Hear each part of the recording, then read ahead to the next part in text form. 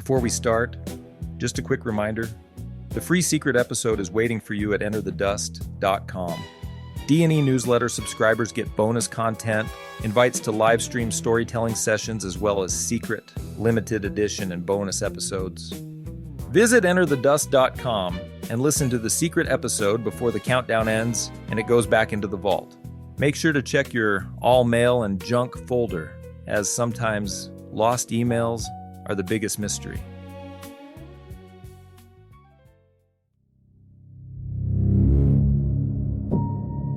We have all heard stories about werewolves or the Wolfman. This is the true historical origin story of those stories. And just like I was, you may be surprised, as this may be more real than you think. The limestone plateaus of the Gevaudan do not merely exist, they endure. In the mid-18th century, this was a land of high, desolate winds and vertical silence, where the granite peaks of the Margeride Mountains acted as a jagged serration against the sky. Life here was a grinding, tactile struggle against a landscape that offered little and demanded everything. The air was a thin, alkaline soup, scented with wild thyme and the iron-tinged damp of the bogs. To the peasants who moved across these hills, the world was a narrow corridor of duty, tending sheep, cutting rye, and avoiding the shadows that pooled in the deep ravines. It was into this world of hard-scrabble reality that the marvelous and the monstrous arrived in the summer of 1764.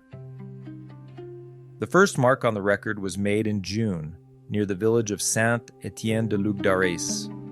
It was an entry in a parish register, written in the cold, practiced hand of a local priest. Jean Boulet, a 14-year-old girl whose life had been defined by the tending of cattle, became the definitive inciting incident of a 3-year-long siege. The sensory reality of the Boulet scene was a visceral disruption of the pastoral ideal. The cattle she watched had not been touched. There was no struggle for the herd. Instead, the girl was found in a high pasture, her throat open with a precision that defied the messy, scavenging logic of a common wolf. The texture of the scene was one of overwhelming absence. The absence of blood in the soil, the absence of the girl's head, and the absence of a conventional predator. To the villagers who carried her remains back to the village, the weight was not merely that of a child, but of a shifting reality. In the 1760s, France was a nation caught in the grinding gears of the Enlightenment. In Paris, the salons of the elite buzzed with the reason of Voltaire and the natural history of Buffon. But in the Gevaudan, reason was a distant, flickering candle. As the body count began to climb through the autumn of 1764, the local context shifted from agrarian hardship to an atmosphere of spiritual and physical siege. The attacks were not erratic. They were focused. The victimology was precise. Women and children, those most vulnerable and most isolated on the high pastures. The descriptions from survivors began to coalesce into a singular, impossible image. Witnesses described a creature the size of a calf, with a chest as wide as a horse's, and a long feline tail that lashed in the grass. Its coat was a tawny, reddish hue, marked by a dark stripe that ran the length of its spine like a scorched line. But it was the head that lodged in the collective psyche, a massive, flat skull with eyes that carried a terrifying, intelligent glint. It did not move like a canine. It leaped with a fluid, terrifying grace, covering 30 feet in a single bound. By the time the winter of 1764 descended, the Gevaudan was no longer a province. It was a crime scene. The parish registers of Lozère and the Haute-Loire became a forensic ledger of the damned. Burial acts, which were referred to at the time as actes de sépulture, recorded the deaths of the young, 8-year-olds, 10-year-olds, often with the chilling notation that their remains were partially devoured or found in a state of frightful mutilation. The sensory experience of the winter was one of sensory deprivation. The snow muffled the sounds of the hunt, but it could not hide the tracks. The beast's footprints were massive, 5 inches across, with claws that bit deep into the frozen mud. The smell of the winter air, sharp, ozone-rich, and clean, was punctuated by the copper scent of fresh kills. The fear became a tactile thing, a layer of grit that settled on the skin and wouldn't wash off. King Louis XV was a man under pressure. The 7 Years' War had ended in a humiliating defeat for France, and the monarchy was desperate for a victory, even a symbolic one. The Beast of Gévaudan had transitioned from a local nuisance to a national embarrassment, fueled by the burgeoning power of the press. The Gazette de France and other periodicals carried the news of the attacks to every salon in Europe. The king could not allow a monster to defy the power of the French state. He decided to send the dragoons. The arrival of Captain Jean-Baptiste Duhamel and his company of dragoons in late 1764 changed the texture of the Gevaudan. Suddenly, the quiet limestone valleys were clattering with the sound of sabers, the jingle of bridles, and the rhythmic thud of hundreds of horses. The dragoons were a militarized response to a biological mystery. They moved with the arrogance of the state, wearing brilliant red uniforms that stood out like open wounds against the gray-green hills of the Margeride. Duhamel was a man of the Enlightenment, convinced that the beast was a problem that could be solved with discipline and gunpowder. He organized massive, synchronized hunts, drafting thousands of local peasants into human lines that stretched across the horizon. The atmosphere was one of a military campaign. The scent of black powder and horse sweat filled the high valleys, but the beast did not play by the rules of 18th century warfare. The creature seemed to possess an uncanny, almost supernatural ability to slip through the lines. It would be sighted in the north, only to strike 20 miles to the south an hour later. It displayed a chilling lack of fear for the military. In one documented encounter, the beast charged a group of dragoons, leaping over their horses and vanishing into a ravine before a single shot could be fired. This is where the word werewolf began to seep into the official record. It was not a word used by the dragoons, but it was the only word the villagers had for something that could mock the king's soldiers. In the peasant mind, the beast was not an animal. It was a loup-garou, a shapeshifter, a sorcerer, or a demon sent by God to punish a sinful province. The local clergy, led by the Bishop of Mende, leaned into this folklore. In a famous mandament, the bishop declared the beast a scourge of God, a physical manifestation of the people's moral failings. The deep tissue psychological effect of this was profound. The peasants were caught between a state that couldn't protect them and a church that told them they deserved to die. The sensory reality of the hunt became one of exhaustion and futility. The dragoons, frustrated by their failure, began to take their anger out on the locals, demanding food and lodging while the kills continued unabated. By early 1765, Duhamel's reputation was in tatters. The king, sensing a public relations disaster, replaced the military with a more specialized weapon, the Denevals. Jean-Charles Marc-Antoine Denneval and his son were the most famous wolf hunters in France, credited with killing over 1,200 wolves. They arrived in the Gevaudan with a pack of elite bloodhounds and a sense of professional superiority. The Dennevals looked at the dragoons' failures with disdain. They believed the beast was simply a large, cunning wolf that had developed a taste for human flesh. They abandoned the massive hunts for a more surgical approach, tracking, baiting, and patience. The texture of the story shifted from the clatter of cavalry to the silent, mud-stained reality of the tracker. But the Gevaudan broke the Dennevals. For months, they moved through the bogs and the forests, following cold trails and finding only more bodies. The beast continued to strike with a frequency that bordered on the impossible. The parish registers for the spring of 1765 are a blur of names: Marie, Antoine, Jean, Catherine. The sensory details in these records become increasingly forensic. The exact location of the wounds, the state of the clothing, the distance the body had been dragged. The king's patience finally ran out. He recalled the Denevals and sent his personal gun-bearer, the legendary François Antoine, also known as Antoine de Beauterne. Antoine was a man of the inner court, 67 years old, carrying the full weight of the royal house.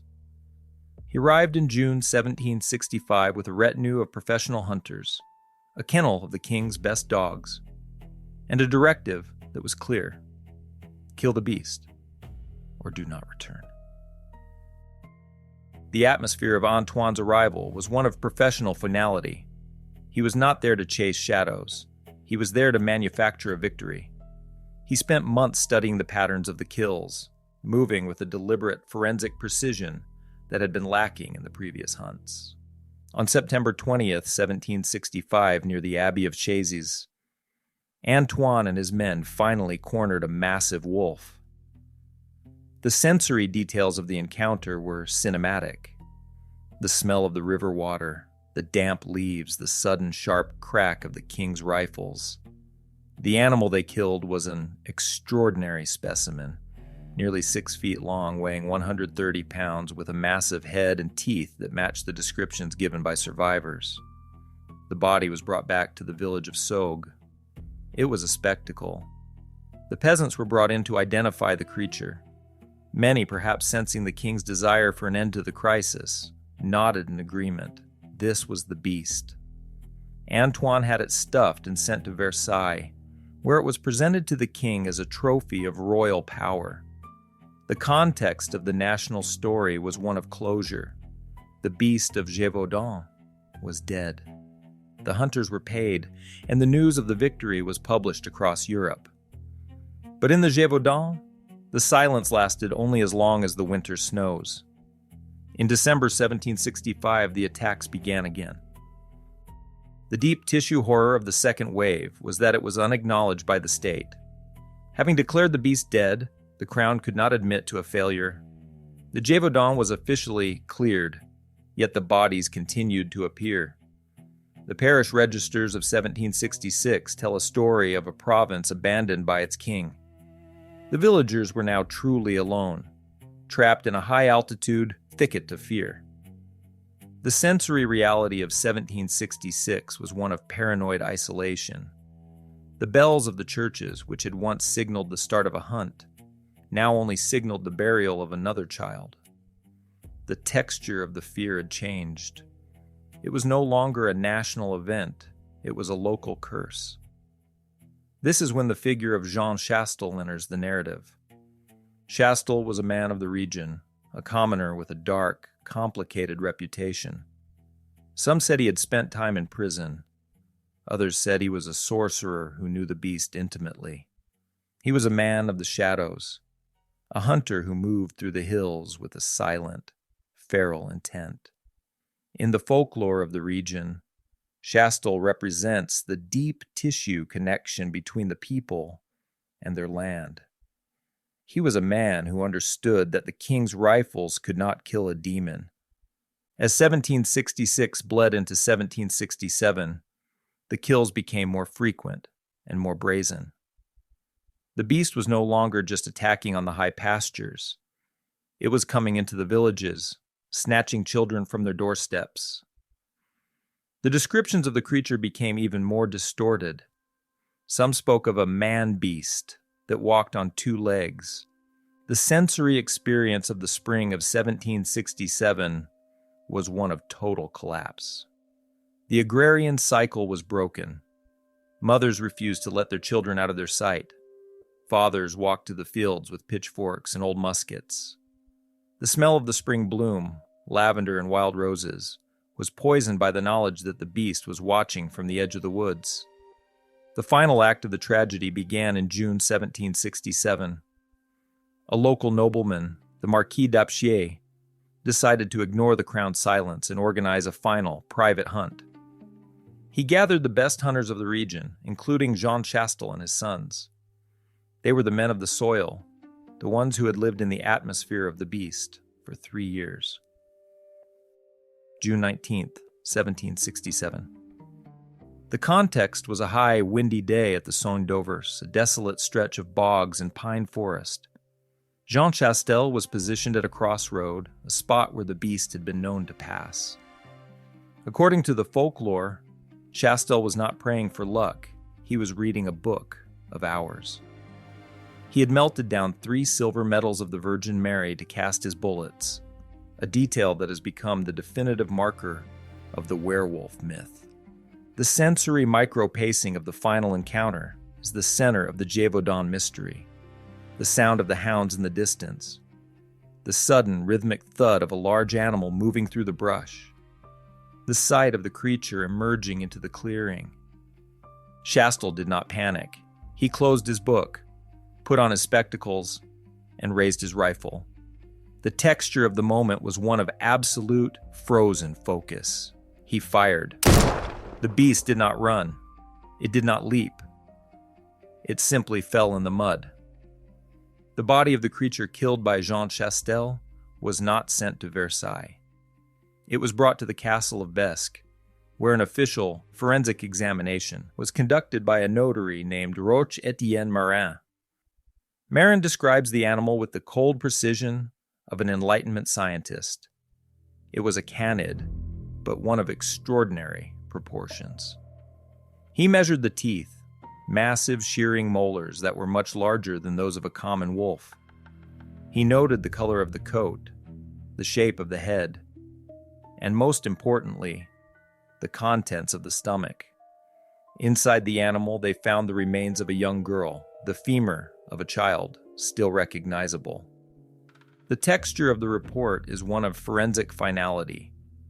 Marin describes the reddish-gray hair, the white mark on the chest, and the monstrous strength of the neck muscles. The beast was real.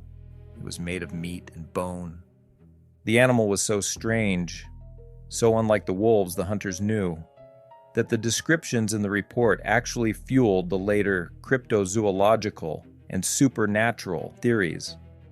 Was it a hyena escaped from a royal menagerie? Was it a prehistoric relic or a dire wolf? The mystery of the Gevaudan is the human element. There were rumors that the Chastel family had bred the beast, that they had trained it to kill as part of a dark, religious, or political vendetta. The fact that Jean Chastel was the one to kill it, and the only one who seemed able to do so, has led generations of theorists to wonder if the hunter was also the master. The echo of the beast remains in the hills of the Lozère. Today you can visit the statues in the museums dedicated to La Bête. You can look at the copies of the parish registers, seeing the names of the children who were erased from the world in the 1760s. The atmosphere of the Gevaudan is still one of silence and high-altitude memory. When the mist rolls in over the Marguerite, it's easy to understand why the people of 1764 saw a werewolf instead of a wolf. They were living in a world where reason was failing, where the king was distant, and where the shadows were hungry. The Beast of Gévaudan was a biological event that became a cultural haunting.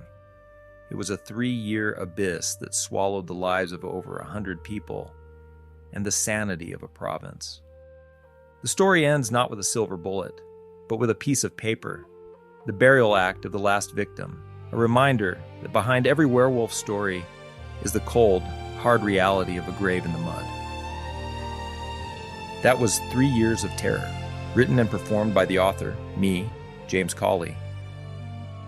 The limestone plateaus of the Gevaudan remind us that there are places where the Enlightenment never truly took root. We like to believe that reason is a light that can banish any shadow, but as the children of the Marguerite Mountains learned, some shadows have teeth. It wasn't just a beast that haunted those high, desolate winds. It was the realization that we are often alone in the mist, caught between a distant king and a silent sky. Even when the hunter closes his book and fires the silver shot, the names in the parish registers remain, ink and paper witnesses to a terror that never truly left the soil. My name is James Cawley, and you're listening to Dust and Echoes. If you like stories like this, stories that dwell in the suffocating mist of history and find the copper scent of truth in forgotten places, then you're in the right place. I'm glad we found you. Make sure to visit our website at enterthedust.com. If you sign up for the D&E newsletter while you're there, you will get instant access to a bonus story, available only for our newsletter subscribers. But it won't be available forever. When the timer on the site reaches 0, that story will be pulled back into the shadows of the Dust and Echoes vault. And if you want bonus content, invites to live stream storytelling sessions, special edition, and bonus episodes, well, our newsletter subscribers will get all of that and much more. So visit enterthedust.com and sign up today. Until next time, remember this: a silver bullet may kill the myth, but it cannot silence the fear that echoes through the generations that follow.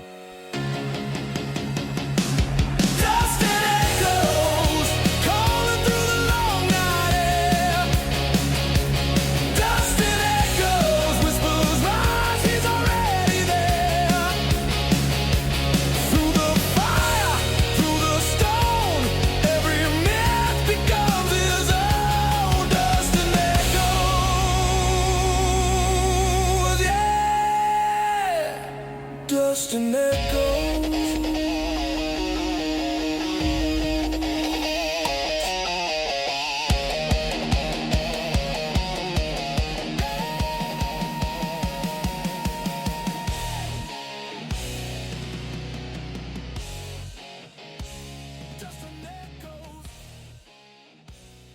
Secret code transmission begins in 5, 4, 3, 2, 1.